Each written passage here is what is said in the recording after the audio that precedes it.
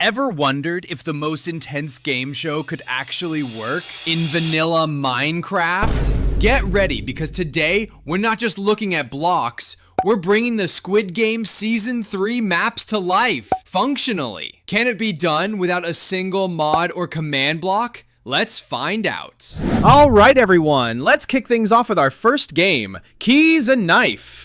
As you guys can see, we've got this awesome gumball machine right here. It's going to dispense either a red box or a blue box, and these boxes contain our essential items, the keys and knives. Now, what are those exactly? Well, the red shulker holds our sword, which is our knife in this game, and the blue shulker contains a trial key. That's our key to open doors. Since we already have actual keys in vanilla Minecraft, I decided to use these. We're really trying to keep this as vanilla as possible. No command box or mods here, so stay tuned. This machine follows a pretty simple mechanism. This hopper is connected to our storage chest, which holds all our red and blue boxes. And then they're funneled through the hopper, which feeds into this dispensing chest. You can easily use trapdoors to hide all the blocks and make it look super clean. Now we head through here to enter the main game. As you can see, I've used blocks that are as similar as possible to the actual Squid Game aesthetic. And here we are in the main maze of the hide and seek game. We've got the pole here, and I've used packed mud for the floor so those footsteps are extra clear. We've got the doors and much more to explore. There are even some special rooms tucked away. Look up! The ceiling is made of skulk, and these warm frog lights really do a great job of representing stars. We've got brick walls, quartz blocks depicting the main walls, and some lapis lazuli to represent the night sky. This maze is pretty confusing, especially when you start adding doors and keeping the same theme almost everywhere. We've got plenty of rooms for hiding, and some hallways just lead to dead ends, but the main part, of course, revolves around those keys and doors.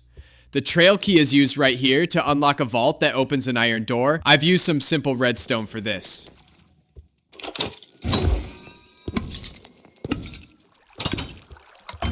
As we enter, we're given another trail key and an optional ominous trial key. This ominous key would actually be used to open the real exit door, which I haven't built yet, but let me know down in the comments if I should. So you put your key in this vault, it opens the door, and inside you'll find a chest. Pull the lever in there to get your ominous key. Now, let me show you the mechanism behind this. What happens is when we trigger this vault, the items are pushed into a hopper because of the water flow. I've also placed soul sand so the items don't just sink, they actually float up and go into the hopper. This hopper is connected to a chest so all the items are stored. This then gives off a redstone signal which is connected to the door. Let me show you how it actually works.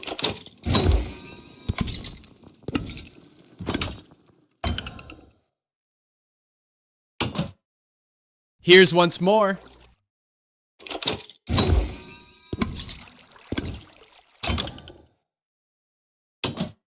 You can pre-fill the chest or hopper with some items initially so the door doesn't open more than once. And since you've already opened the vault, it means you can't open the door again. You've just taken the ominous key for the exit, assuming you found it first. Of course, after a certain point, you might have to steal these keys from other players.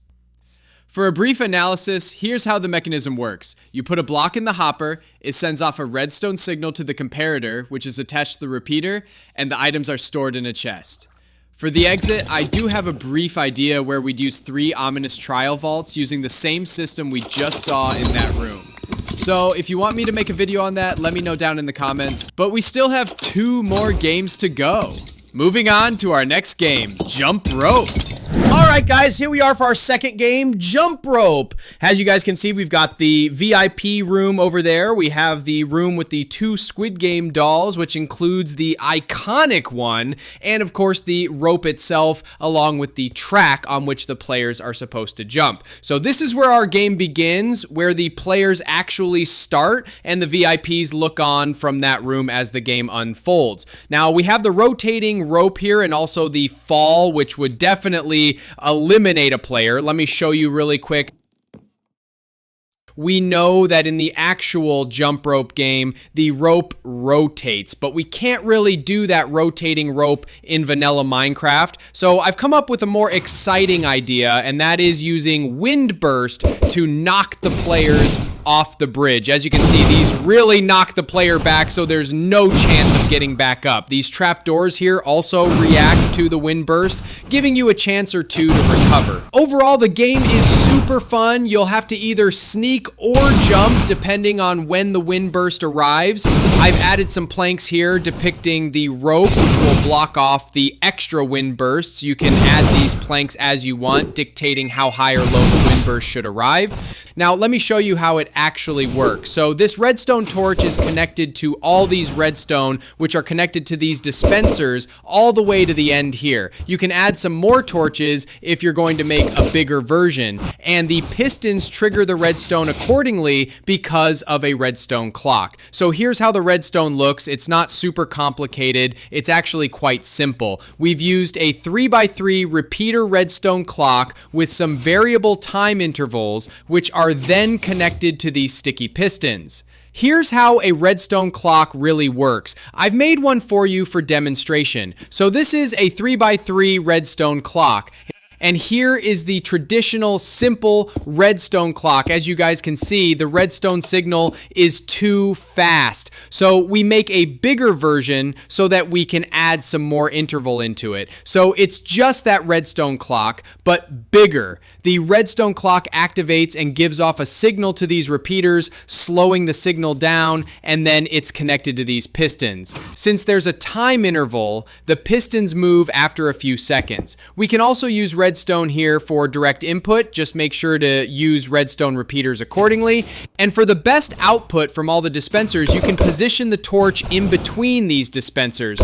So yeah, that's it for our second game, but we still have one more to go. And the next one is the final game, Squid Game. All right, guys, here we are for our final game, Squid Game. As you can see, these towers are seriously high. Each one is given a different color and shape, just like in the show. Now, if you guys remember, they used to have elevators in these towers. So I've also built one using the new gaslings. These can go up or down on command, and they really fit that elevator vibe perfectly. We also have the bridges here that connect the other towers, and each tower has an elevator of the same color as the tower itself. Let me show you real quick.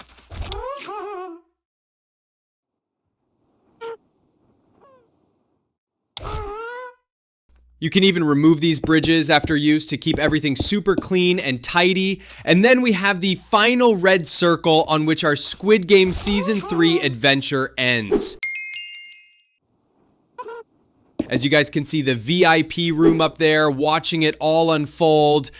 And this is actually where Gihan sacrificed himself for the baby and fell off the tower. Bruh. So yeah, guys, if you enjoyed this video of me showcasing how to build all these amazing maps from Squid Game Season 3 in vanilla Minecraft, make sure to leave a like, subscribe to my channel if you don't want to miss any future videos, and I'll meet you in the next one. Till then, goodbye.